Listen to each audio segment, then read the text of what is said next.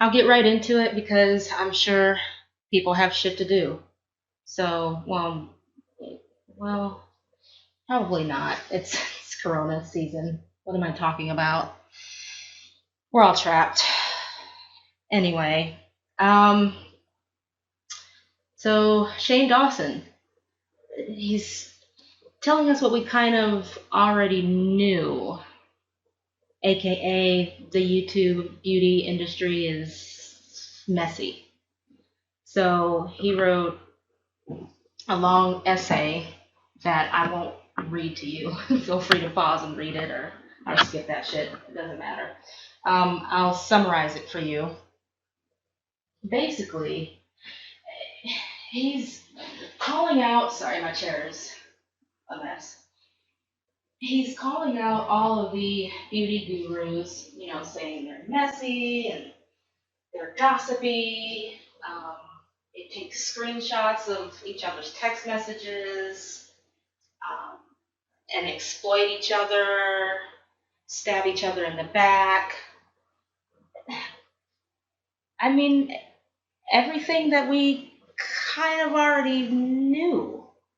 I mean, at least I did. I figured that's how the industry is, but I always figured the entertainment industry was like that anyway. So, like Shane said, he said in his, I don't know, it's almost like an article. I can't even say it's long. So he's basically saying it's a circus. Here's my thing.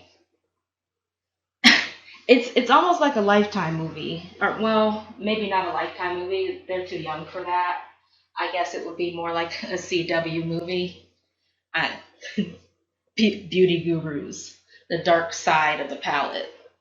I don't know. It just reminds me of one of those middle school or high school movies where you hang out with someone that you know is going to get you fucking caught up down the road, but you hang out with them because they have cool clothes or they, hang out with good looking people or they're good looking or they're rich or they have a nice car or whatever the case may be. And so you want to be in the in crowd.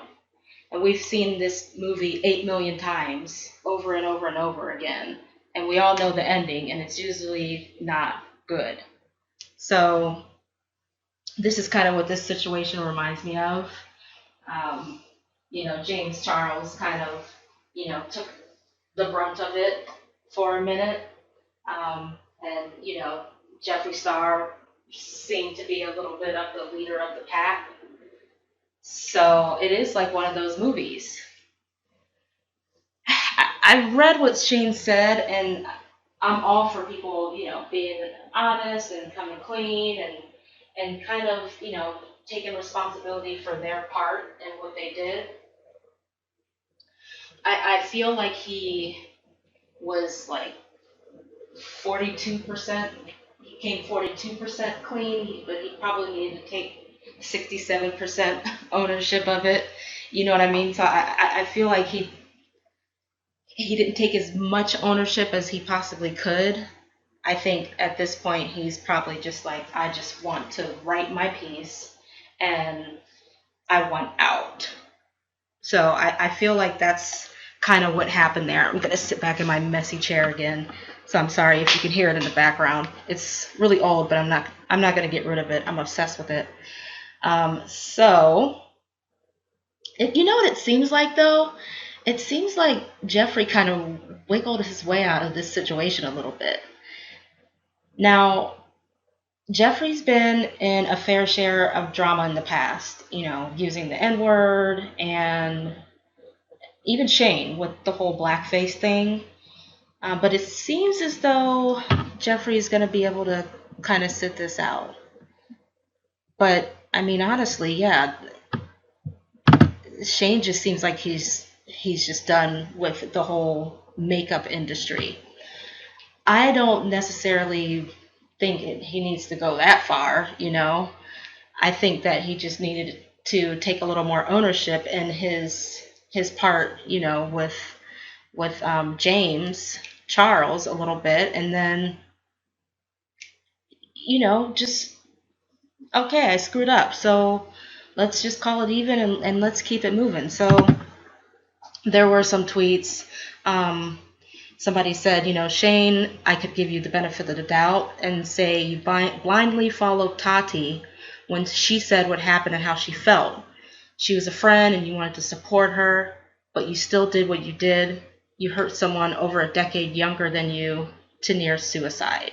And I know that James Charles has said that in the past, and that's definitely not something to be taken lightly. So um, I think that's the only miss that Shane had with me, is that I felt like he could have taken a little more ownership in that sense. And then I think he'd just be able to kind of move along, and there wouldn't be as much of a backlash as it was.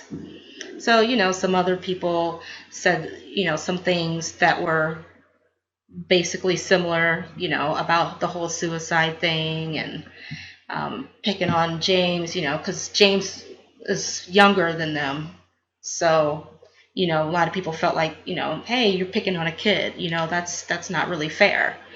He did get some love, and I know that it looks messy that I only posted one tweet of somebody saying something positive. It's not. He actually got a lot of positive tweets. So he got a lot of negative ones too, but he got a lot of positive ones. Stay strong, Shane, and know that you're such an amazing person. You're truly one of the kindest people in the world, and you always deserve to do what's best for you and your happiness. I'm here for you forever and love you so much. So it's good that he's getting some positive tweets. Look, I'm not all for, completely dragging people.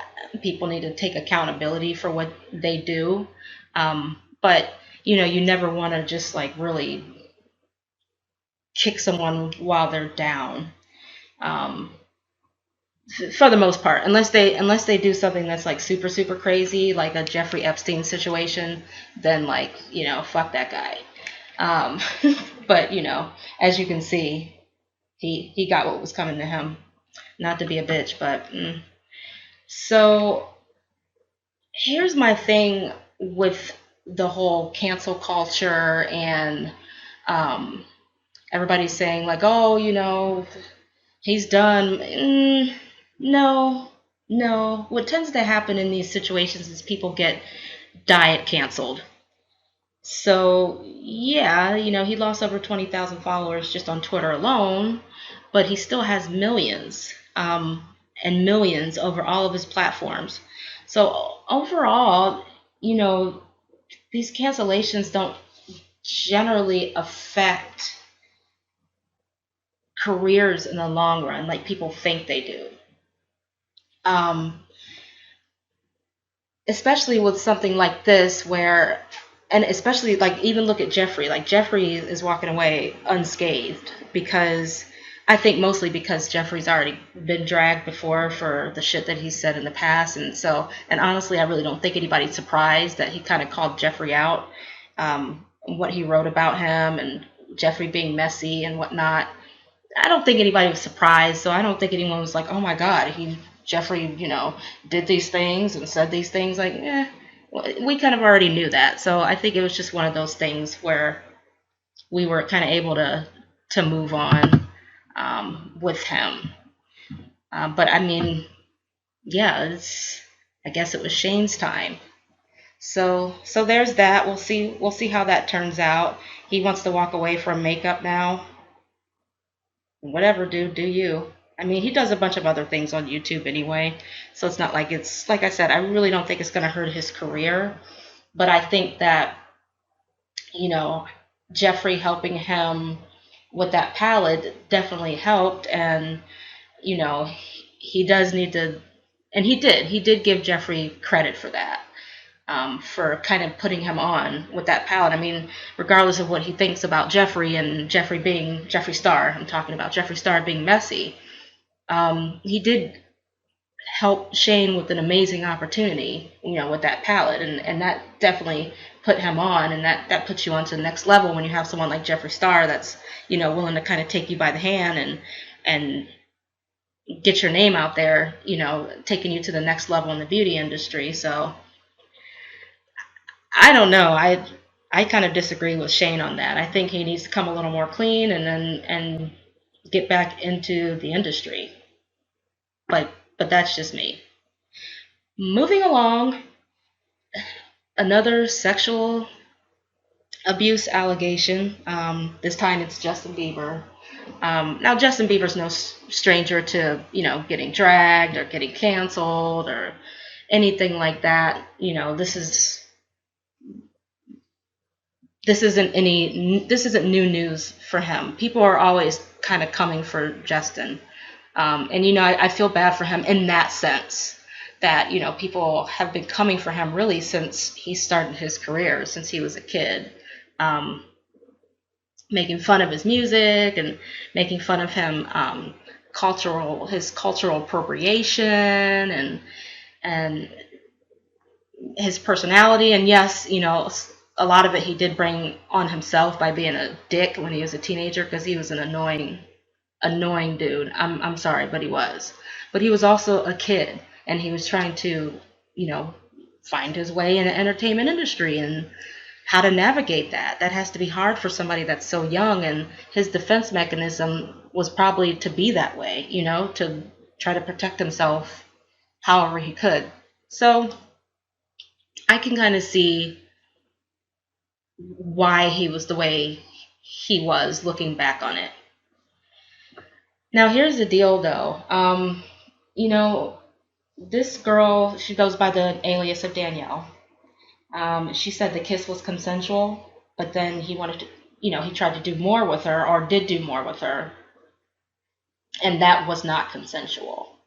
So he comes out and he said, every claim of sexual abuse should be taken very seriously, and that's why my response was needed. He's talking about all of his Twitter responses.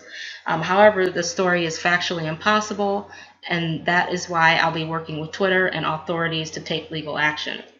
It's interesting that he chose Twitter for his platform with this. I don't know. I always kind of took him as an Instagram guy, but maybe he's just switching it up on us. Now, of course, you want to believe the victim. You don't want to think someone could be lying for money, or a book, or a documentary. But both sides are very possible, and if the victim is speaking out, you definitely want to, listen to what the victim has to say.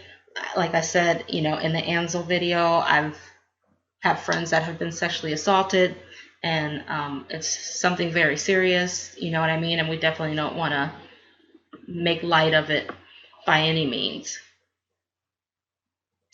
But I'll be honest with you, Justin, the difference for me personally is that Justin is addressing this right away. He's not, sitting back just kind of waiting to see, what everyone's saying, and he's going right into it. So he came out addressing that shit right away. He's pulling out receipts. He's saying on March 10th, Selena left for work, Selena Gomez, and I stayed at the Westin, as the receipts clearly showed, with my friends Nick and John before I left town. Once again, not at the Four Seasons. We booked it for a couple of days to stay for the Def Jam show, but I bailed on the 11th to head back home. And then he puts up his... This is kind of funny. I don't know why. It's just... I'm not laughing at the situation. It's just funny because it's totally something I would do if I was defending myself. It's like, hey, you have to do what you have to do. You pull out your receipts. He has an invoice. He has his documents, and he's ready. So it's just funny. I'm sorry.